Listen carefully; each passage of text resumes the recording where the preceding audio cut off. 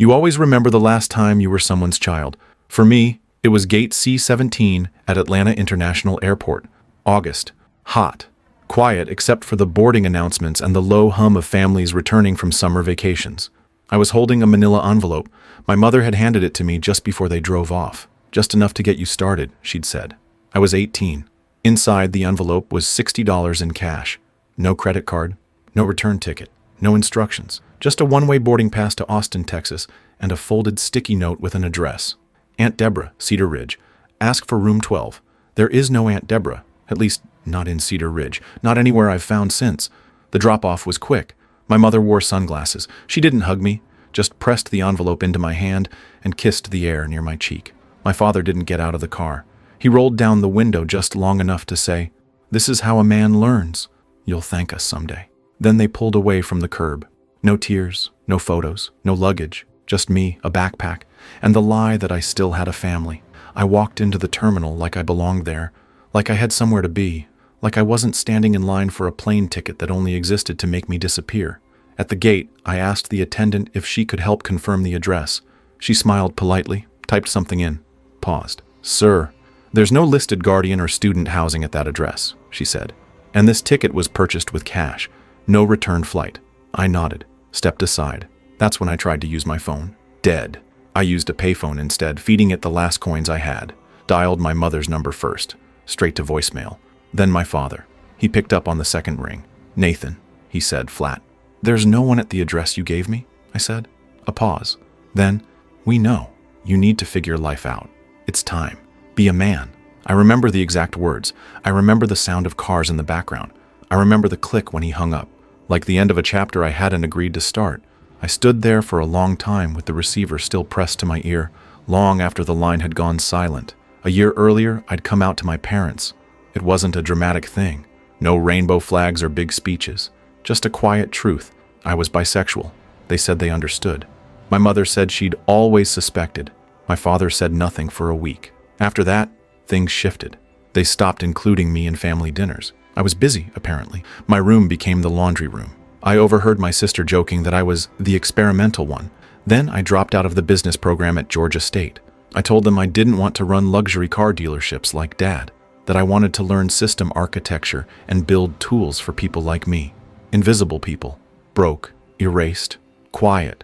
People who didn't come from anything and weren't offered much more. They didn't say no. They just stopped helping. First my phone plan, then my debit card, then my access to the car, and finally, this, the envelope, the $60, the flight to nowhere. I didn't board. I sat at the terminal for 6 hours, watched people laugh, board, depart. A little girl spilled orange soda on my shoes. Her mother apologized. I told her it was fine. It was the first human interaction I'd had in weeks that didn't feel like an eviction notice. I used the $60 to buy a burner phone, a sandwich, and a one-way bus ticket to anywhere west. I chose Birmingham because the terminal had seats and no one asked questions. I didn't call anyone, didn't text my sister, didn't post on social media. I deleted every account I owned. Then I opened the note again. "Aunt Deborah, Cedar Ridge, ask for room 12." I folded it once, then twice, then shoved it in my sock just in case. At the Birmingham station, I met a guy named Julio who offered me a couch if I cleaned his garage. I swept until midnight, slept under a pool table. The next day, I took a job washing dishes at a restaurant where half the staff had fake names and paid rent in envelopes. Nobody asked where I came from. Nobody cared who I used to be. A week later, I saw my sister's post online, celebrating 20,000 followers and new partnership with Tesla Corporate. "Proud daughter, you're a work hard, play hard." She was posing beside my father in front of a showroom. The same showroom I used to vacuum after hours when I was 16. My mother had commented, "You're everything we ever hoped for."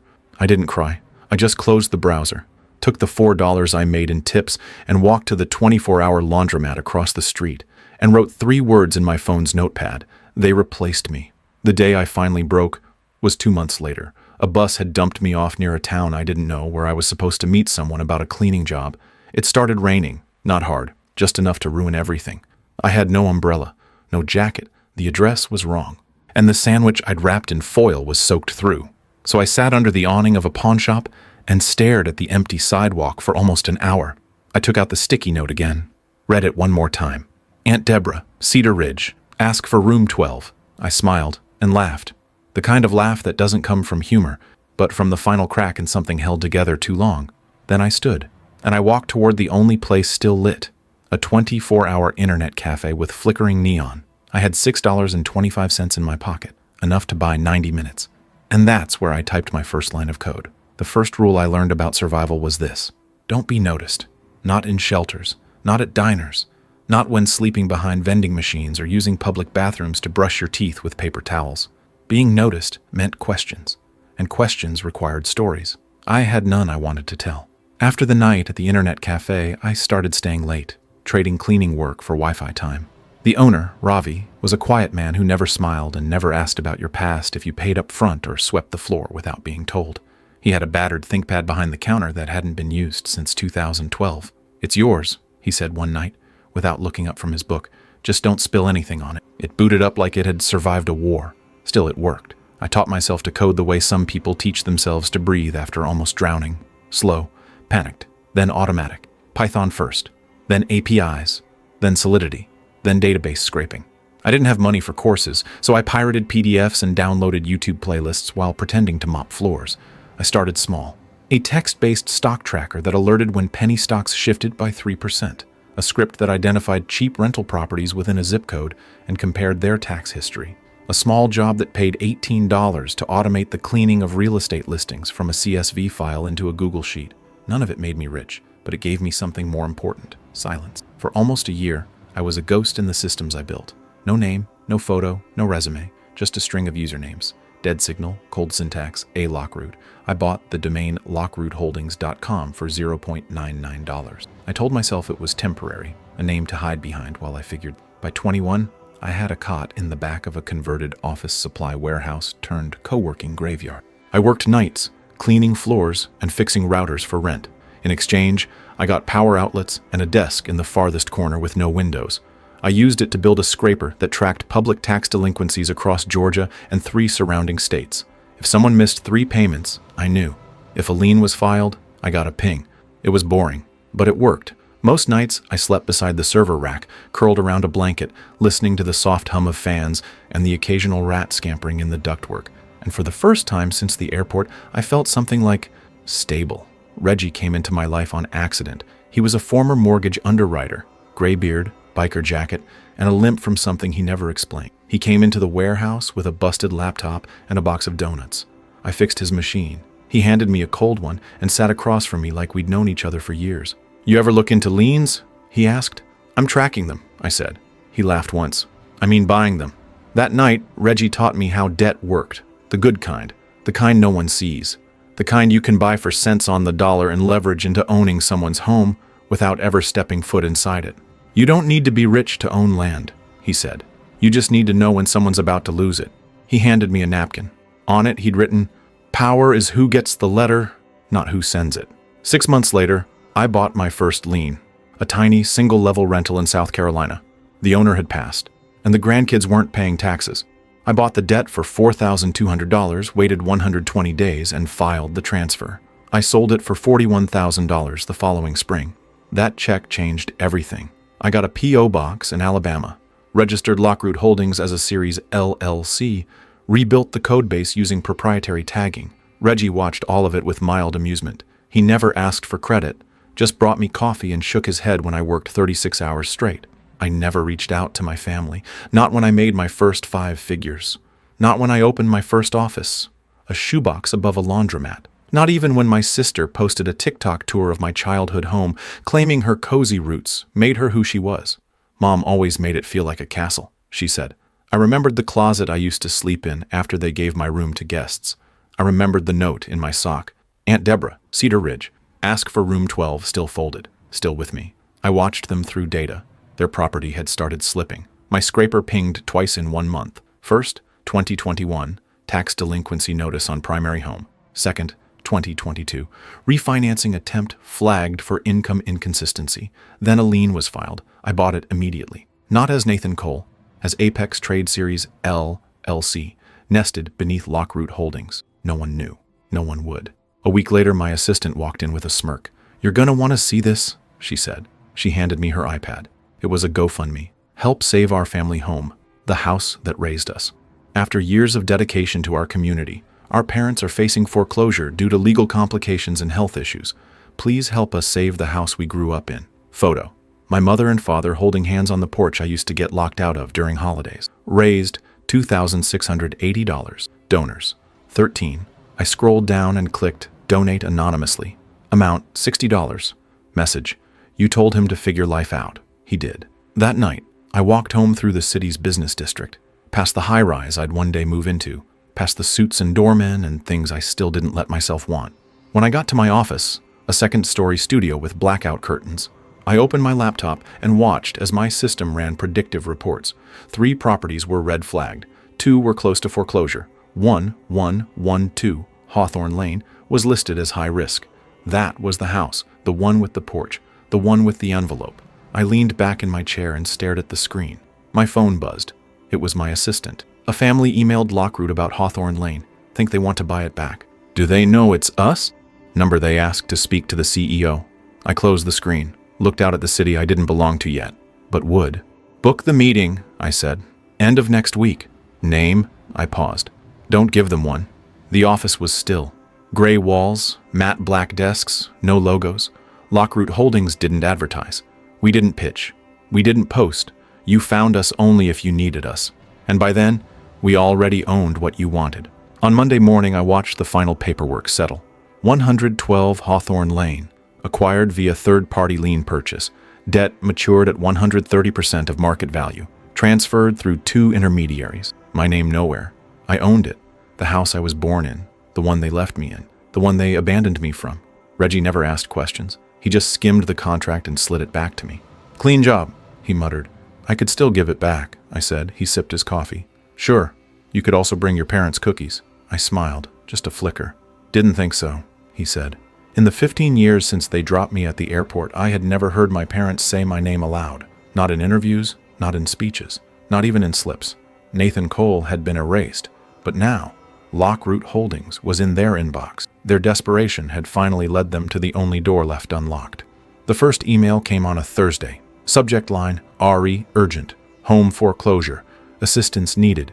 Dear Lockroot, we recently discovered your firm acquired the lien on our property at 112 Hawthorne Lane. We're hoping to resolve this matter amicably. Due to a series of unfortunate financial setbacks, health issues, business failure, etc., we are unable to meet current payment obligations but are willing to discuss refinancing or buyback terms. This home has been in our family for over 30 years. It would mean the world to us to keep it. Sincerely, Dana and Richard Cole. They didn't know who they were writing to. They thought they were speaking to a mid-level debt consolidation executive. I stared at the screen for a full 5 minutes. Then I called my assistant May. Schedule a meeting. Friday. Tell them the CEO's office will handle it directly. You want me to let them know who you are? No. You want me in the room? No. You want the blinds open? I paused. Closed. On Friday they arrived 15 minutes early. Security buzzed them in. May offered them water. They declined. They sat across from each other in the waiting area, posture stiff. My mother wore navy, understated, but clean. My father's suit looked a decade old. Shoulder pads stiff, buttons worn, sleeves slightly too short.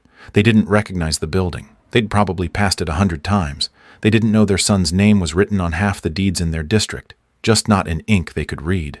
At 11 a.m., I walked into the conference room. Neither of them stood. For a moment, they just looked at me, blinking, like trying to adjust to a dream that wasn't theirs.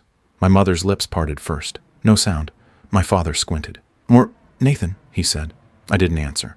I just sat, opened a black folder, removed a 1-page summary of the lien, and placed it gently on the table. They didn't touch it. The silence stretched. I thought you were... My other started. You did, I said. You were right. My father cleared his throat. You look different. I waited. He didn't finish the thought. I let the silence do the work. My mother finally leaned forward, her voice small. We didn't know it was you. I know. We wouldn't have... You would have, I said. You did. My father's jaw clenched. I suppose you think this makes you right. No, I said calmly. Just not wrong. I pushed a second document across the table. Option A. 1-year lease. Monthly rent, $1,800. Deposit, $60. Signed NDA. No contact, no name. Eviction rights retained. My mother picked it up, hands shaking. What is this? Control, I said. My father didn't touch it. You could just forgive us. I could, I said, but you didn't raise me that way. Another document. Option B, accelerated foreclosure. Eviction in 14 days. No rent, no mercy, no second glance. My father finally looked up. You waited for this. I shrugged. I was taught to plan ahead. He stood, slapped the folder shut. This is extortion. No, I said. This is what happens when you give someone $60 and a lie and call it parenting. My mother started to cry. Software controlled, still trying to be elegant. You were a difficult child, she whispered. I became what you made me. She reached out, not to touch, just hover. I didn't think it would come to this. It always was going to come to this, I said. You just thought I'd stay buried. My father sat again. Shoulders dropped. What do you want from us? Nothing, I said. That's what you taught me to need. For a moment, they both just sat there, not pleading, not defending, just quiet, like the first time they understood silence could be a weapon too. I'll have May print you 2 copies, I said. Sign and return them today, or the eviction notice is mailed Monday. I stood, paused, opened my wallet, took out the original $60, still folded, still creased, still real. I placed it on the table between them. Your deposit, I said. Then I walked out. They didn't follow. They didn't speak. They didn't cry loud enough for anyone to hear. And I didn't turn around. They signed. Both of them. Same day turnaround. May placed the documents on my desk, neatly clipped, every line initialed, every clause agreed to. Lease term, 12 months. Rent, $1,800 per month. Deposit, $60. Conditions, no contact, no names, no access to ownership records, property will not be renewed. They didn't try to negotiate, they just signed. I read their signatures slowly, like names written on tombstones.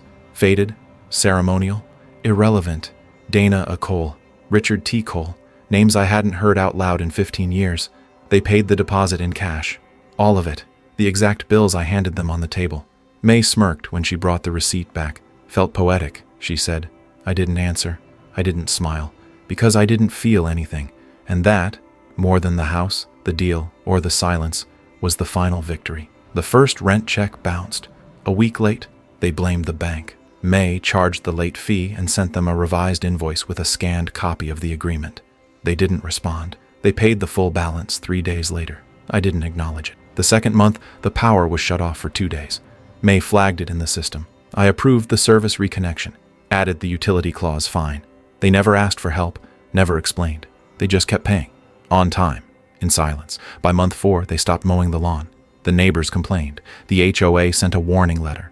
May forwarded it, along with a quote for yard service. They declined the service, paid the penalty.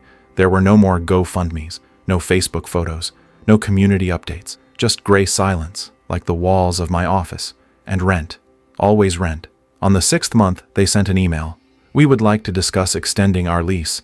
It would mean a lot to stay through the holidays. May asked if I wanted to respond. I told her no. Send back a form response. Per contract, lease is non-renewable. Final date of occupancy remains unchanged. She asked if she should add anything. Number let the date speak. I didn't visit. I didn't drive past the house. Didn't look at photos. Didn't refresh the surveillance footage from the outdoor cameras I'd installed when we acquired the title. I didn't need to. Every dollar they sent was proof enough that they knew. They moved out 4 days early. No notice. Just vanished. May drove by to inspect. They left it clean, she said. Too clean. Like they were ashamed to touch anything. There was a note on the kitchen counter. Folded once. No envelope. May didn't open it. She handed it to me in a sealed bag. I kept it in a drawer for a week. Didn't read it. Didn't want to. Then I did. It said, "You won. We tried to forget what we did to you. Then we tried to pretend it was for your good. Then we just tried to survive it. You didn't destroy us. We did. The house was never ours to begin with. D and RI didn't keep the note. I didn't frame it. I just folded it twice, then dropped it in the same drawer where I'd once kept the $60 before I used it to buy the deed to the house. 2 weeks later, May asked what I wanted to do with the property. Sell it? No, I said. Convert it? No. Donation? I paused. List it to the shelter program, I said. They need transitional housing. Make it no rent. No lease term, just safety. She looked at me. I won't put your name on it. Good, I said. It's not mine anymore. That Friday, I stood outside 112 Hawthorne Lane. Not to reclaim it, not to remember it, just to prove to myself it was real. The porch looked smaller than I remembered. The shutters faded. The flower bed dead. My room, the one they cleared out before the airport, was dark. I stepped onto the porch. Didn't knock. Just stood there listening. No voices. No echo. No apology. Just wind and silence and space. On the way out, I left something under the doormat, a single key. Attached to it, a folded napkin with one line written in ink, "Figure life out."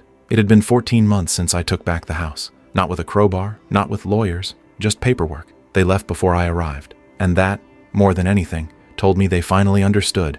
The key I left under the doormat never moved. No one picked it up. The napkin stayed dry, then moldy, then gone, probably swept away by a city cleaning crew or a gust of southern rain. No one ever tried to call me. No one texted. Not my mother, not my father, not the sister who once tweeted that family is everything with a golden filter and a borrowed smile. They had erased me. And now they knew what that felt like. The shelter group moved in the next month. 4 families, 8 kids, no paperwork delays, no deposit. We gave them what we never got, peace. May handled everything. I never saw them. I didn't want to be thanked, didn't want to be known. That house had already served its purpose. It had been burned, quietly, with silence instead of fire. On my 33rd birthday, I opened a package. No sender, just a manila envelope, aged at the edges, taped shut with what looked like hospital-grade adhesive. Inside was an old family photo. Me, age 7. Halloween. A cardboard robot costume I built out of a refrigerator box. Aluminum foil helmet. Marker-smudged face. I was grinning like I still thought the world was mine. The photo was faded, but no longer scratched. Behind it, on the back, in my mother's handwriting, "You were always more than we could see." I stared at it for a long time, then slid it into the drawer where the contract used to be, and closed it for the last time. The following week, Reggie died. Heart attack in his truck. Peaceful, alone. The coroner called me. My number was on his emergency contact form, scribbled beside a note. "Don't notify family. Just tell the kid from Lockroot." I sat in his old chair that night, spinning it slowly, watching dust catch the light. He never called me by my name. Just the kid who knows when to disappear. He was the last person alive who remembered the version of me that bled just to breathe.